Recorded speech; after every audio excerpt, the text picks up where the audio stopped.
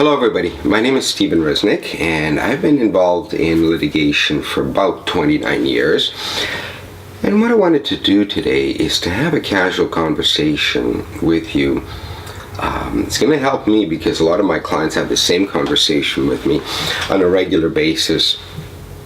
We're middle of the road in terms of pricing, but I get a lot of clients who in this area are always looking for the cheapest lawyer available.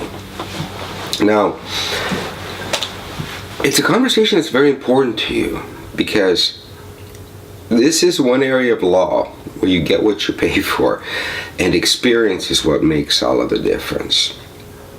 I'm going to start with an easy example so that I can catch your attention. We had a client come in one day and he said, I want your cheapest lawyer in the firm to research XYZ because tomorrow I'm representing myself in court.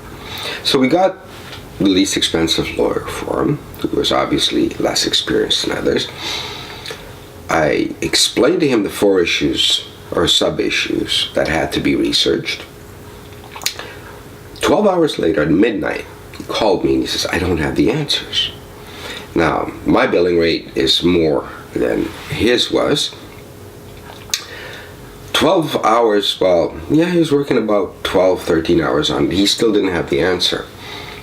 I finally, out of frustration, I mean, it's midnight, I didn't want to be dealing with this, got on my computer and just did it myself. Took me 4 minutes.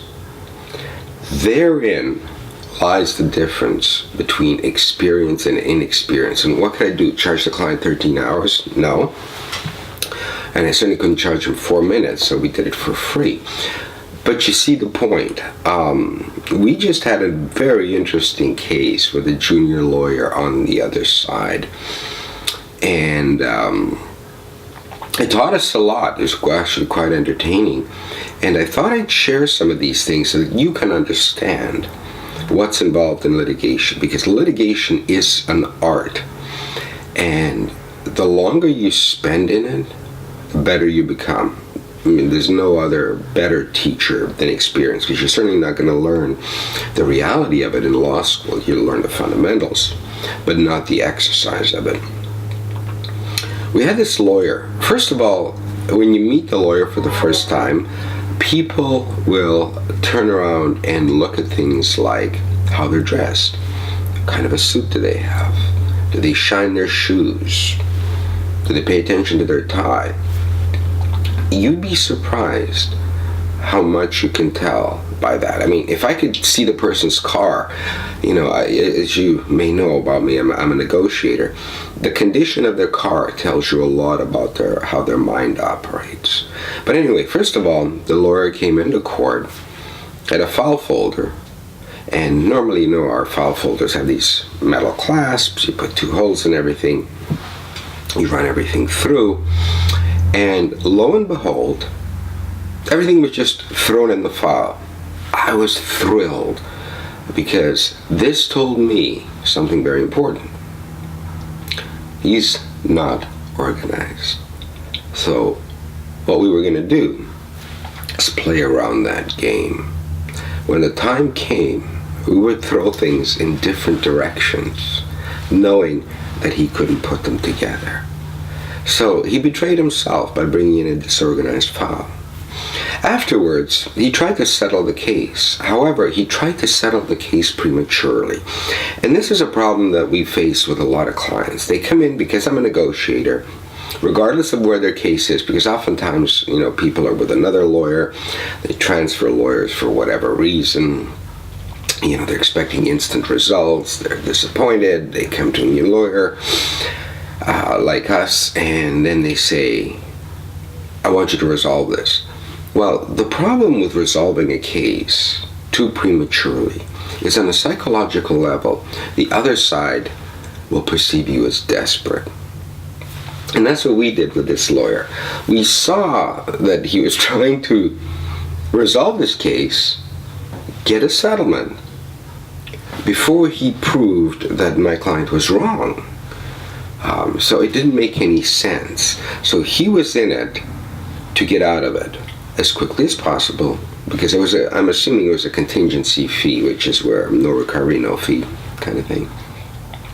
So he wanted to get out of it as quickly as possible without turning around and doing the work required. Now, so that's part of the thing that you learn, or part of the litigation that you learn, I should say. Over time, you never make an offer prematurely, nor do you make an offer when you haven't shown the other side that A, they're in the wrong, and B, you know and can prove in a court of law that they're in the wrong. That's the only time most people will negotiate. Most people are too narcissistic or too stubborn to negotiate and acknowledge the fact that they made a mistake up front. So, given that, where do we go? So again, back to this one lawyer. So he tried to make an offer, and we said no. We talked to our clients, and we said he's not accepting the offer. So you know what he did? He lowered the offer by 40%. That makes no sense. Why would you bet against yourself? So our thinking was, if we pushed him enough, he'd keep lowering and lowering the offer until we had a number wherein it would be worth what's called nuisance value. Nuisance value is when you settle a case simply because you don't want to deal with it, and it's cheaper to give the person money than waste money on lawyers fighting a case that always has risks. There's always a risk. You could be in the right and lose a case. I mean, it's just the way things go. So that was one thing. So we saw the disorganization, the premature offer of settlement, and the fact that he bet against himself. I couldn't believe it. This was too good to be true. So the next thing we had was what's called discovery, because in a lawsuit, the three major stages: you file the lawsuit, you prepare and file the lawsuit. Then you have discovery, where you create your case from the other side's answers to questions and production of documents. And then third is the trial, if you get that far. So the next thing is, he sent us what are called interrogatories. Those are questions, requests for production, and requests for admission. What was really great about this lawyer, he just used standard forms, because the government issues standard forms that you can use for questions, or you can create your own questions. So we thought, he must be coming up with more questions. Well, he never did. So this already sounded very nice. The next step was when he didn't feel he had anything. He sent us another offer, and we moved on. Then he sent us a deposition subpoena. A deposition is where you sit down, and the other lawyer will ask you questions that you have to answer under oath, and they can be used against you, obviously, at trial. Well, the good news is, because of his lack of experience, he didn't ask the right questions. My client had some culpability, not all the culpability that the other lawyer had stated, but some culpability. Had the lawyer asked the right questions, he would have nailed my client, and we would have offered a settlement then and there, right after the deposition, because we were already prepared for, the possibility that he was asking the right questions. But he didn't. And this was great. Went through an entire deposition, and we didn't get the questions asked. Then he decided to send out some more discovery, and he asked for an extension of time. And normally, lawyers try to be very gracious, and we gave him the extension of time. Still no answers. He asked for a second extension of time. We gave him the second extension of time. Still didn't get them on time. So now we have the opportunity of going to court, filing what's called a motion to compel, where we compel them to provide us the answers, which means his client has to stop everything he's doing at work and provide us with our discovery. And then we can also get legal fees for having to file this motion in the first place. So, needless to say, this was an absolute circus. And it showed me something that I felt that I could share with you. Because we haven't dealt with somebody like that in a long time. And this was a person with 5 years experience, by the way. This wasn't somebody fresh out of law school. But there were a compendium of issues, one after the other, after the other, after the other, that demonstrated so clearly and obviously what the lack of experience does. Because, of course, in the meantime, while he's dealing with things on a random basis, one time you've got something on this side, one time on this side, one time on this side. It was hard to figure out how his mind worked. And at one point we finally gave up. But in the meantime, we operate like a surgical team. So, when a case gets through discovery, we have one type of lawyer. Then when it gets to trial, we have a different kind of lawyer. Our lawyers are figuring out a trial strategy.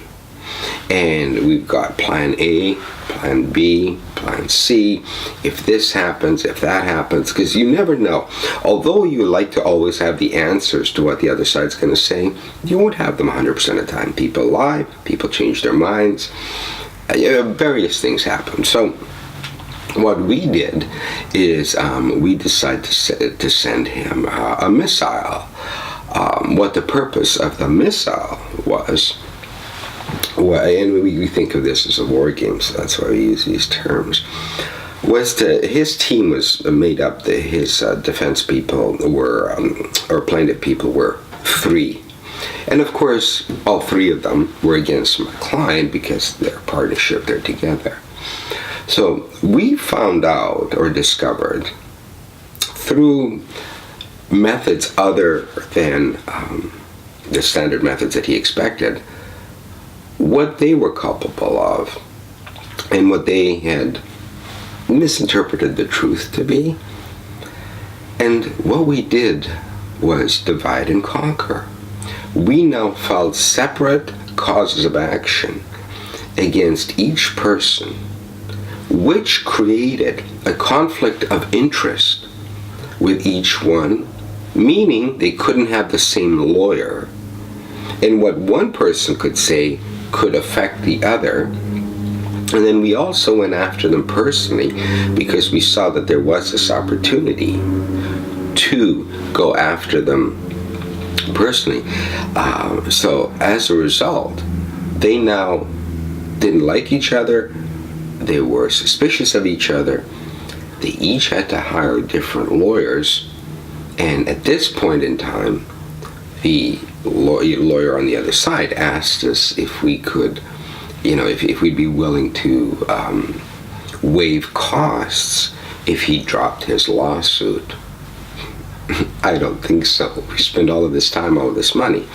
Now we wanted a settlement from them. The tables were turned.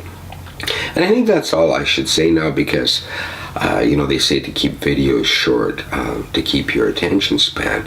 But I think this has been chock full of information for you to show you a different perspective in how a few things strategically done change everything. There are many things in this world you want to save money on. Don't look at a law firm or a lawyer by the hourly rate. Because remember the example about 4 minutes? It's not the hourly rate, it's what gets done in that hour. So you remember the example about the person who wanted the inexpensive research, 12 hours versus 4 minutes, and literally 4 minutes. So at the end of the day, you have to look at how strategic your law firm is. Who they're going to put on the case, because some law firms, you hire a big law firm, and then you got junior partners on the case. Who's in charge of the strategy in the case, and how do they delegate it? That's what's important. Hiring the cheapest law firm, as one client told me once, was the most expensive thing he ever did in his life. So, for all of you who keep calling us and saying, we're looking for the cheapest litigation firm. I'm going to send you to this URL so that you could see this video and hopefully understand, because obviously without a lack of understanding you're not going to get it. But hiring, especially litigation, hiring a cheap lawyer can be truly one of the most expensive things you've ever done, because you could lose the case. You may have to pay the opposing side's legal fees. You may have punitive damages. The risks are a lot. And that's one of the reasons, law is expensive, because the liability is high. So we have to do our job, and we have to do it right. And that being said, good luck in your business. I hope you never need our services. And wishing you all the best. Take care.